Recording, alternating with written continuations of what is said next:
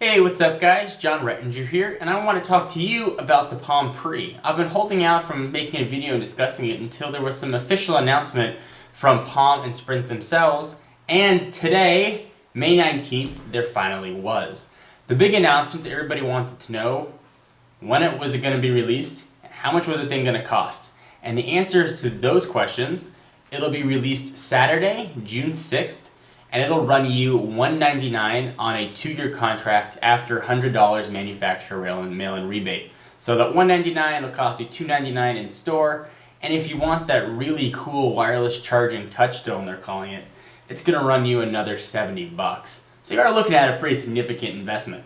So let me talk to you about the Palm Pre and tell you why I'm excited about it, what I like, and what I don't like about the device, or what I expect not to like about the device. I will have one on June 6th for an unboxing and review, so be sure to stick around to the channel. What I do like about the Palm Pre, first and foremost, is it's a new form factor, it's a new phone. Anything that's new and evolutionary or even revolutionary pushes the industry. Much like the iPhone pushed Microsoft to improve Windows Mobile and pushed BlackBerry to probably release the Storm, the Palm Pre is going to drive the industry forward, and that is always a good thing. I'm looking forward to using the WebOS. It does appear to be a very elegant operating system. Multitasking is a huge thing for me. I've gone on the record as saying I'm a huge fan as well of multi-touch capacitive screens. That's why I love the iPhone. The G1's capacitive screen is fantastic, even though it doesn't utilize multi-touch. But the Pre will have capacitive screen and will utilize multi-touch in a ton of different ways, so I'm very excited about it. I also like their sort of synergy thing they're talking about, which will essentially pull in contacts from all your different online clouds. So, Gmail, Yahoo, wherever, it'll pull in all of your contacts and keep them organized. And when you want to reply to an email, it'll keep everything sort of in a single mailbox. So you can choose to reply from any account, really without having to go back to different mailboxes. And I know the iPhone has a similar feature, but the Pre seems to be a little bit more elegant implementation of that. So I am quite excited. Also, WebOS, like I mentioned about multitasking, makes use of these cool little cards. Essentially, you get a stack of cards you can flick through, and each card represents a new application or process you are running.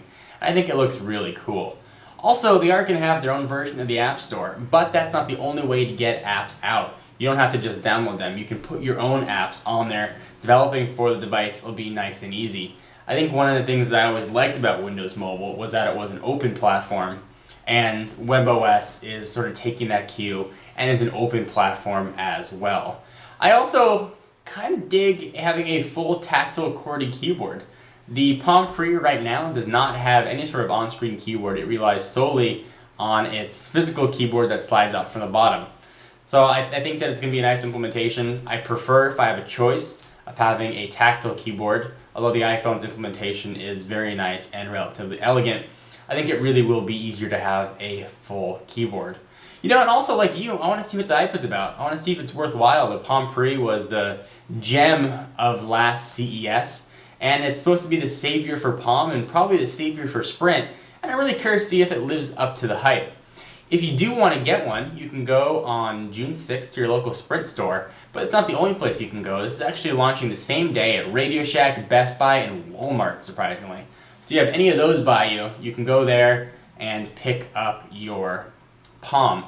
I know a lot of people are saying, looks like a cool device if it wasn't on Sprint, and I can't vouch for Sprint service by you, or even by me for that. I've never used Sprint. The people I know that have had it have been relatively happy. I use AT&T with my iPhone as my primary phone, but I am very excited to try Sprint out, try out the 3G network, and compare it with phones like the iPhone and the Storm and see how it stacks up. Those are really its biggest competitors. And see if it's meant for business users, if it's meant for just a casual user, how the internet browser works, how the multitasking works, if the processor and the RAM can handle multitasking. I'm really excited to get my hands on it and see how it works. And overall, I'm kind of bought into the hype a little bit about the Palm Pre. I'm excited about it, and I can't wait to get one to test for myself. So guys, are you excited about the Pre? Are you going to get one? Are you going to try and wait in line for one? Do you think it's worth it?